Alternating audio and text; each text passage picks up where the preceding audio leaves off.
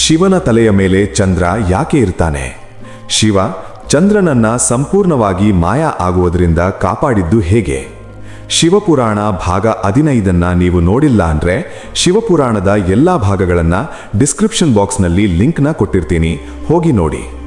ಆದಷ್ಟು ಈ ಶಿವಪುರಾಣದ ಎಲ್ಲಾ ವಿಡಿಯೋವನ್ನ ನೋಡಿ ನಿಮ್ಮ ಫ್ಯಾಮಿಲಿ ಫ್ರೆಂಡ್ಸ್ ಎಲ್ಲರಿಗೂ ಶೇರ್ ಮಾಡಿ. ನನ್ನ ಚಾನೆಲ್ಗೆ ನೀವು ಹೊಸಬರಾಗಿದ್ರೆ ನನ್ನ ಚಾನೆಲ್ನ ನೀವು ಸಬ್ಸ್ಕ್ರೈಬ್ ಮಾಡ್ಕೊಳ್ಳಿ, ಪಕ್ಕದಲ್ಲಿರುವ ಬೆಲ್ ಬಟನ್ನ ಪ್ರೆಸ್ ಮಾಡಿ. ಇದೇ ಥರ ಒಳ್ಳೊಳ್ಳೆ ವಿಡಿಯೋಸ್ ನಿಮಗೆ ನೋಟಿಫಿಕೇಶನ್ ಮೂಲಕ ಬರ್ತಾ ಇರುತ್ತೆ. ನಮಸ್ಕಾರ ಗೆಳೆಯರೇ, ಇಂದು ನಾವು ಅತ್ಯಂತ ಶ್ರೀಮಂತ ದೇವತೆ ಅಷ್ಟದಿಕ್ಪಾಲಕರಲ್ಲಿ ಒಬ್ಬನಾದ ಕುಬೇರನ ಬಗ್ಗೆ ತಿಳಿಯೋಣ. ಸಂಪತ್ತಿನ ಅಧಿಪತಿಯಾದ ಕುಬೇರನು ತನ್ನ ಹಿಂದಿನ ಜನ್ಮದಲ್ಲಿ ದೊಡ್ಡ ಪುಣ್ಯ ಮಾಡಿರಬೇಕು ಅಂತ ಎಲ್ಲರೂ ಅಂದುಕೊಳ್ತಾರೆ. ಆದರೆ ಹಿಂದಿನ ಜನ್ಮದಲ್ಲಿ ಕುಬೇರ ಕಳ್ಳತನಕ್ಕೆ ಪ್ರಯತ್ನ ಮಾಡಿ ಸತ್ತು ಹೋದ. ಅಂಥ ವ್ಯಕ್ತಿ ಸಂಪತ್ತಿನ ಅಧಿಪತಿಯಾದದ್ದು ಹೇಗೆ? ಕುಬೇರ ಹುಟ್ಟುತ್ತಲೇ ದೇವತೆಯಾಗಿರಲಿಲ್ಲ. ಆತ ಒಬ್ಬ ಸಾಮಾನ್ಯ ಮನುಷ್ಯನಾಗಿ ಹುಟ್ಟಿ ತಪ್ಪುಗಳನ್ನು ಮಾಡಿ ನಂತರ ಶಿವನ ಆಶೀರ್ವಾದದಿಂದ ಈ ಸ್ಥಾನಕ್ಕೇರಿದ ಅನ್ನೋದು ಒಂದು ಅದ್ಭುತ ಕಥೆ. ವಿಶೇಷವಾಗಿ ಶಿವನಿಗೆ ಪ್ರಿಯವಾದ ಶಿವರಾತ್ರಿಯ ದಿನ ಆತನ ಜೀವನ ಹೇಗೆ ಬದಲಾಯಿತು ಅನ್ನೋದು ಇಂದಿನ ವಿಡಿಯೋದಲ್ಲಿ ನೋಡೋಣ. ಕುಬೇರನು ತನ್ನ ಹಿಂದಿನ ಜನ್ಮದಲ್ಲಿ ಗುಣನಿಧಿಯಾಗಿ ಬ್ರಾಹ್ಮಣ ಕುಟುಂಬದಲ್ಲಿ ಜನಿಸಿದ್ದನು. ಬ್ರಾಹ್ಮಣ ಕುಟುಂಬದಲ್ಲಿ ಹುಟ್ಟಿದ್ರೂ ಕೆಟ್ಟ ಚಟಗಳಿಂದ ಬಾಧಿತನಾಗಿದ್ದ, ಜೂಜಾಡುತ್ತಿದ್ದ.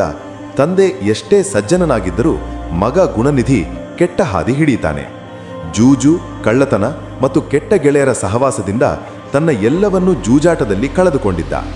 ಗುಣನಿಧಿ ಇಷ್ಟೆಲ್ಲ ಮಾಡುತ್ತಿದ್ದರೂ ಅವರ ತಾಯಿ ಮಗ ಮಾಡುತ್ತಿರುವುದನ್ನು ಬೆಂಬಲಿಸಿ ಮುಚ್ಚಿಡುತ್ತಿದ್ರು. ಗುಣನಿಧಿಯ ಚಟುವಟಿಕೆಗಳು ಅವನ ತಂದೆಗೆ ತಿಳಿಯದಂತೆ ಎಚ್ಚರ ವಹಿಸಿದ್ದಳು. ಒಂದು ದಿನ ಗುಣನಿಧಿ ತಂದೆ ಮಾರುಕಟ್ಟೆಯಲ್ಲಿ ತನ್ನ ಮನೆಯಲ್ಲಿ ಇಟ್ಟಿದ್ದ ಉಂಗುರವನ್ನ ಬೇರೆ ವ್ಯಕ್ತಿಯ ಕೈಯಲ್ಲಿ ನೋಡ್ತಾನೆ. ಆಗ ಆ ವ್ಯಕ್ತಿಯನ್ನ ಉಂಗುರದ ಬಗ್ಗೆ ಕೇಳಿದಾಗ ಆ ವ್ಯಕ್ತಿ, ಈ ಉಂಗುರ ಗುಣನಿಧಿ ಜೂಜಿನಲ್ಲಿ ಇಟ್ಟು ಸೋತಿದ್ದ ಸಾಲವನ್ನ ತೀರಿಸೋಕೆ ಕೊಟ್ಟ ಉಂಗುರ ಅಂತ ಹೇಳಿದ. ಗುಣನಿಧಿ ತಂದೆಗೆ ಸತ್ಯ ತಿಳಿಯಿತು. ತಂದೆಗೆ ಸತ್ಯ ತಿಳಿದಾಗ ಗುಣನಿಧಿ ಹೆದರಿದ್ದನು. ಮನೆಯಿಂದ ಓಡಿ ಹೋಗಿ ಶಿವನ ದೇವಸ್ಥಾನದಲ್ಲಿ ತಲೆಮರೆಸಿಕೊಂಡಿದ್ದ. ಅಂದು ಮಹಾಶಿವರಾತ್ರಿ ಆದ್ದರಿಂದ ಶಿವನ ದೇವಸ್ಥಾನಕ್ಕೆ ಬಂದ ಭಕ್ತರು ದೇವಸ್ಥಾನದಲ್ಲಿ ಪೂಜೆ ಸಲ್ಲಿಸಿ ಅಲ್ಲಿ ಭಕ್ತರು ಶಿವನಿಗೆ ನೈವೇದ್ಯ ಅರ್ಪಿಸಿರುತ್ತಾರೆ.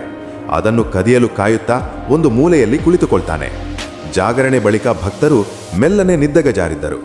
ಕತ್ತಲಾದಾಗ ದೇವಸ್ಥಾನದಲ್ಲಿದ್ದ ಗುಣನಿಧಿಗೆ ತುಂಬಾ ಹಸಿವು, ಬಾಯಾರಿಕೆಯಾಯಿತು. ಜನರೆಲ್ಲರೂ ನಿದ್ರಿಸಿದ್ದಾರೆ ಎಂದು ಖಚಿತಪಡಿಸಿಕೊಂಡ ನಂತರ ಹಸಿದ ಗುಣನಿಧಿಯು ಶಿವನಿಗೆ ಅರ್ಪಿಸಿದ ಪ್ರಸಾದವನ್ನು ತಿನ್ನಲು ಗರ್ಭಗುಡಿಗೆ ಒಳಗೆ ಹೋದನು. ಕತ್ತಲೆಯಲ್ಲಿ ಏನನ್ನೂ ಕಾಣದೆ ತನ್ನ ಮೇಲಿನ ಉಡುಪನ್ನು ಹರಿದು ಬತ್ತಿಯಾಗಿ ಮಾಡಿ ಅಲ್ಲಿದ್ದ ಎಣ್ಣೆಯಿಂದ ದೀಪವನ್ನು ಹಚ್ಚಿದ್ದನು.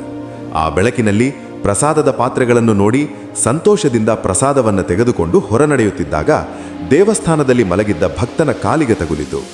ಆಗ ಅಲ್ಲಿನ ದೇವಸ್ಥಾನದ ಕಾವಲುಗಾರರು ಬಂದು ಆತನನ್ನು ಜೋರಾಗಿ ಹೊಡೆದರು. ಪರಿಣಾಮ ಅವನು ಸತ್ತು ಹೋದ. ಸತ್ತು ಹೋದ ಗುಣನಿಧಿಯ ಆತ್ಮವನ್ನು ತೆಗೆದುಕೊಂಡು ಹೋಗಲು ಯಮದೂತರು ಬರ್ತಾರೆ. ಆದರೆ ಅದೇ ಸಮಯದಲ್ಲಿ ಶಿವದೂತರು ಬಂದು ತಡೆಯುತ್ತಾರೆ. ಇವನು ತಿಳಿಯದೆಯೇ ಶಿವರಾತ್ರಿಯ ದಿನ ಉಪವಾಸ ಜಾಗರಣೆ ಮಾಡಿದ್ದಾನೆ ಮತ್ತು ನನ್ನ ಸನ್ನಿಧಿಯಲ್ಲಿ ದೀಪವನ್ನು ಬೆಳಗಿದ್ದಾನೆ ಎಂದು ಶಿವನು ಅವನ ಪಾಪಗಳನ್ನೆಲ್ಲ ಕ್ಷಮಿಸಿ ತನ್ನ ಲೋಕಕ್ಕೆ ಕರೆಸಿಕೊಡ್ತಾನೆ.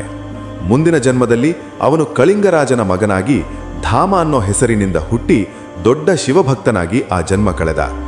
ರಾಜನ ಜನ್ಮದ ನಂತರ ಕುಬೇರನು ಮುಂದಿನ ಜನ್ಮದಲ್ಲಿ ವಿಶ್ರವಸ ಮತ್ತು ದೇವವರ್ಣಿನಿಯ ಮಗನಾಗಿ ಹುಟ್ಟಿದ.